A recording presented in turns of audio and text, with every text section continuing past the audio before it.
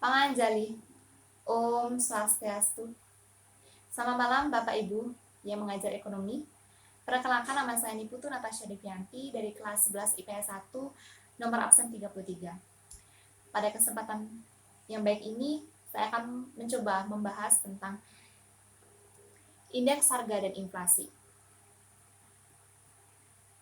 Sebelum memasuki materi, ada baiknya kita membaca peta konsepnya terlebih dahulu agar kita semua dapat memahami pembelajaran apa saja yang akan kita bahas hari ini.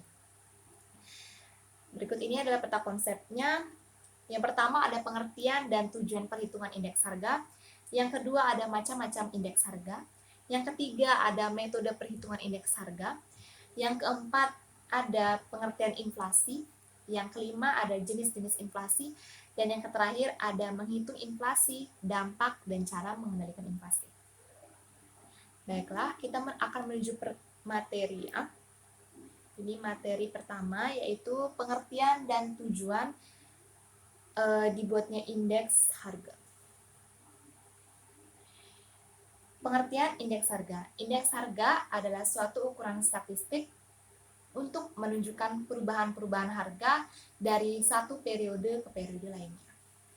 Kemudian, tujuan dibentuknya indeks harga ini adalah secara umumnya untuk menentukan ukuran perubahan variabel ekonomi sebagai ukuran keadaan ekonomi suatu negara.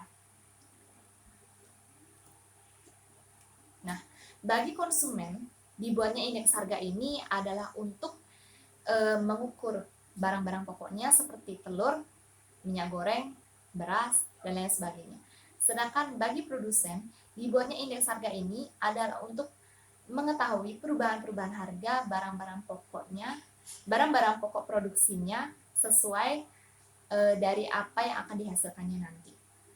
Kemudian di sini saya sudah mencantumkan macam-macam indeks harga. Ya, ini materi kedua tentang macam-macam indeks harga. Yang pertama itu adalah indeks harga konsumen. Indeks harga konsumen ini biasa disebut IHK. IHK adalah suatu ukuran statistik untuk menunjukkan perubahan harga-harga komoditas dan jumlah barang yang dibeli konsumen dari waktu ke waktu. Kemudian yang kedua ada indeks harga produsen. Indeks harga produsen adalah ukuran suatu suatu indeks yang digunakan untuk menunjukkan perubahan harga-harga secara rata-rata barang yang ada di tingkat produksi. Di sini saya akan menjelaskan 3 tingkat produksi, sektor produksi. Yang pertama ada sektor pertanian meliputi padi, telur, dan bawang. Yang kedua ada sektor tambang meliputi minyak bumi, gas, dan tambang. Kemudian yang ketiga ada sektor manufaktur yang meliputi alat-alat elektronik dan otomotif. Kemudian macam-macam indeks harga yang terakhir ada indeks harga petani atau yang biasa disebut indeks harga yang diterima dan dibayar petani. Indeks harga petani ini adalah suatu pengukuran terhadap harga-harga dasar dari barang-barang pertanian. Dari indeks harga petani ini, kita dapat memunculkan suatu istilah baru bernama NTP. NTP ini adalah rasio dari indeks harga yang diterima petani dengan indeks harga yang dibayar petani.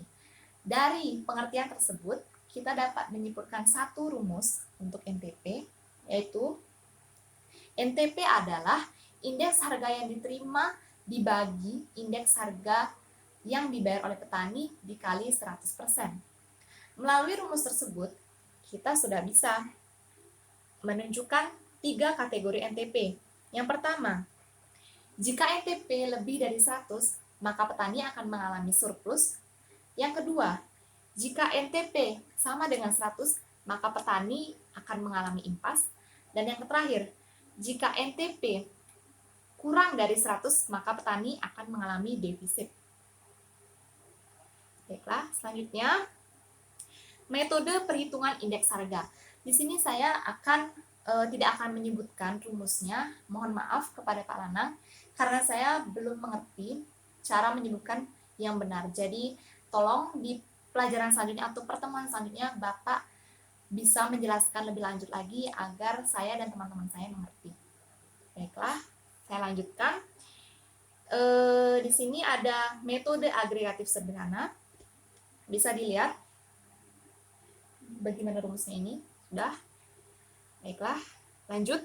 Ada metode rata-rata relatif harga. Seperti ini rumusnya. Dan yang terakhir ada metode less various. Begini rumus. Ini rumusnya. Baiklah. Saya lanjut. Di sini kita akan membahas materi baru, yaitu inflasi. Jadi dari pengertian inflasi ya. Inflasi bisa kita katakan kenaikan harga umum secara terus-menerus dalam satu periode. Kenaikan harga umum ya. Kemudian ada penyebab inflasi. Nah, penyebab inflasi itu disebabkan oleh dua faktor ini. Yang pertama, jika penawaran lebih tinggi daripada permintaan. Mohon maaf, saya ulangi. Jika permintaan lebih tinggi dari penawaran. Kemudian yang kedua ada kenaikan biaya produksi. Kemudian materi selanjutnya ada jenis-jenis inflasi. Di sini saya menyebutkan dua jenis-jenis inflasi, ada berdasarkan sifat dan ada berdasarkan asa. Yang berdasarkan sifat itu dibagi menjadi dua, ada demand pull inflation. Demand pull inflation ini adalah inflasi yang dikarenakan tarikan permintaan. Nah, inflasi ini terjadi karena tiga faktor. Yang pertama, penambahan jumlah uang yang beredar. Yang kedua, kenaikan biaya belanja pemerintah. Yang ketiga, penurunan tingkat pajak. Kemudian yang kedua ada cost push inflation. Cost push inflation ini inflasi yang terjadi karena dorongan biaya produksi. Nah, inflasi ini disebabkan oleh tiga faktor juga. Yang pertama itu adalah kenaikan upah minimum wilayah seperti upah minimum wilayah kabupaten, kota, provinsi, dan lain sebagainya. Yang kedua, kenaikan biaya listrik. Dan yang terakhir ada kenaikan harga industri. Ini saya sudah buatkan rasionya. Rasio 0 sampai 10% itu bisa diartikan ringan. Rasio 10 sampai 100% itu bisa diartikan sedang. Sedangkan lebih dari 100% itu bisa dikatakan berat.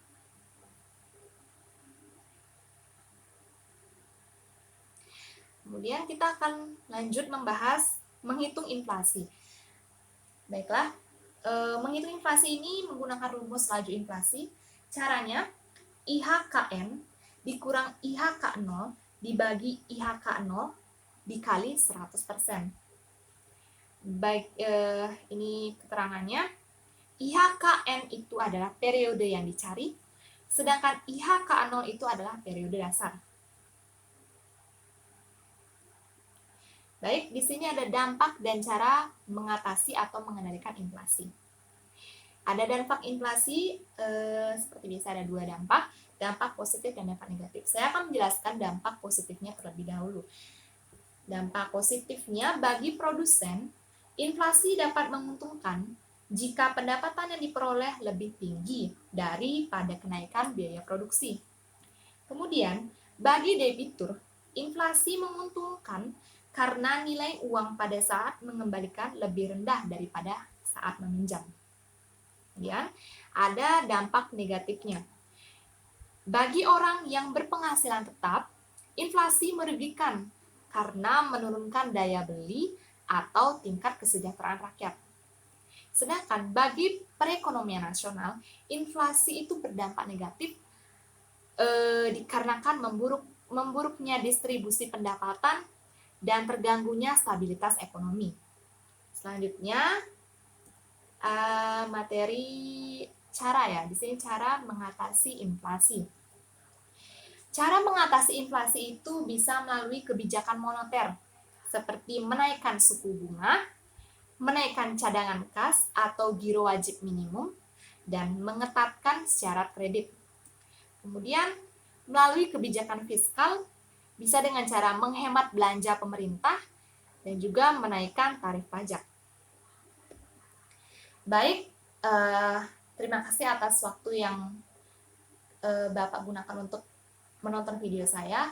Saya akui di sini masih ada kekurangan dikarenakan saya belum bisa menyebutkan rumus-rumus indeks harga maupun inflasi dengan cara yang benar. Jadi tolong Bapak boleh mengoreksi saya.